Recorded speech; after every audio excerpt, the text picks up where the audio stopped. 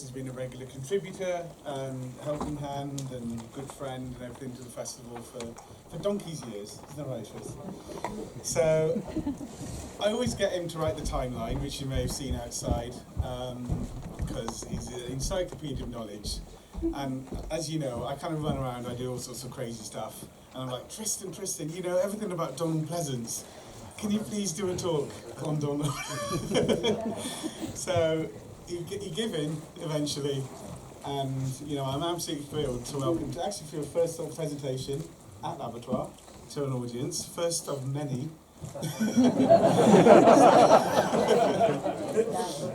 It's a Serpa Lane theme next year.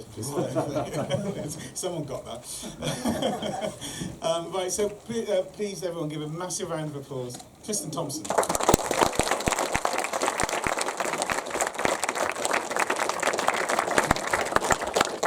Hello everyone. Yes, indeed, thanks to Gaz, Nia and Reese for eventually dragging me out of my comfortable chair up there to haul me up on stage to do a presentation. And yep, it's scary up here. Look, as Gaz was saying, this has really come about from doing the timeline in the foyer. Gaz just really liked the progress being made and just really wanted to pay a more expansive tribute to Donald Pleasence. And it has been a real pleasure to undertake this study of this incredible man. Because he was quite a fairly elusive kind of character, and he didn't have a particular affection towards horror films, and he was quite naturally guarded in interviews. He wasn't an imposing kind of character. He was around about 5'7". He described his eyes as duck egg blue. Much to his personal disquiet, he lost his hair by his mid-20s, and he'd wear a toupee. But not out of a personal vanity. He'd wear a toupee because he thought it might help get him acting work. A generation of children, by lending his ominous vocals to a public information film, which would become known as Spirit of Dark and Lonely Water. It's a film to warn children of the dangers of playing near riverbanks and ponds and ditches of water. And it was shown on television for nearly 2 years. During advert breaks for children's television, Saturday morning cartoons, even cinema matinees. Let us be warned. I found a beautiful vulnerability about Donald Pleasence's performances. I thought it's a vulnerability that truly captures flaws of human nature. It's a characteristic not often given a chance to be or willingly revealed by actors, especially in horror films. Donald Pleasence's characters often thwart the once traditional character structures in horror films, and that can be quite unnerving, jolting, especially when he's playing the protagonist.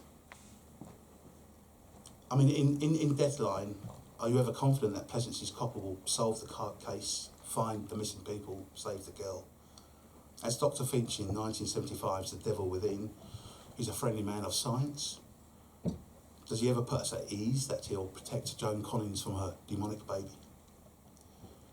Again, in terms of early horror film character structures, when it comes to Pleasence, the jury's out here. Pleasence's characters were subversive. You cannot place trust in his characters to save the day, conquer evil, protect you. And this trait is magnified tenfold in his portrayal as Dr. Sam Loomis in Carpenter's Halloween. I just want to explore that a little bit more, because here, Donald Pleasence is Dr. Sam Loomis. He's the Haddonfield Killer's long-standing qualified psychiatrist.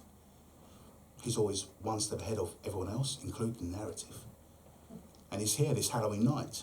He's here to warn parents and warn authorities, warn the police that he's coming home. Okay, he has a gun and a gun permit. And he seems to know where to find Michael Myers. Will he protect us from the lurking killer? Of Michael Myers, he talks of this malignant evil, perhaps more unsettlingly.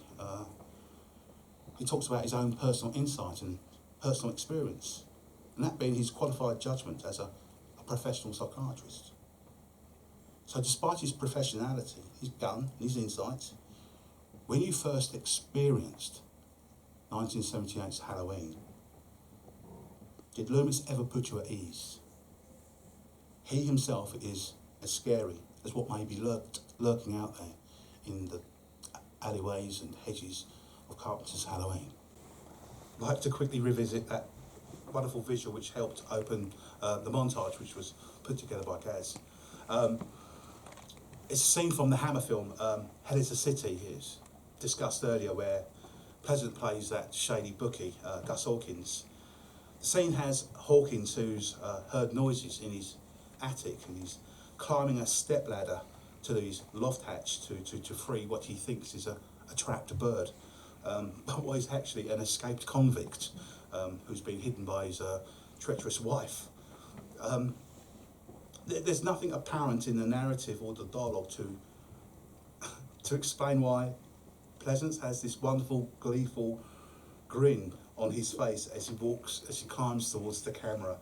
I just think that Pleasence enjoyed his unique and personal relationship with the camera, and he had a comfortableness even or an awareness of, in his skill to turn on and turn off this quirky appearance.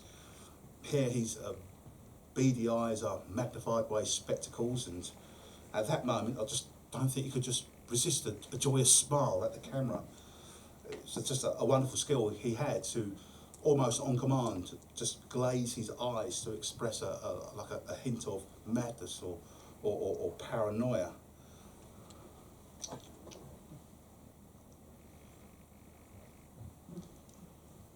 Within his love of performance, I just like to think that mischievous smile was just between himself, and it was at our expense. Enjoy Abertoir 2019.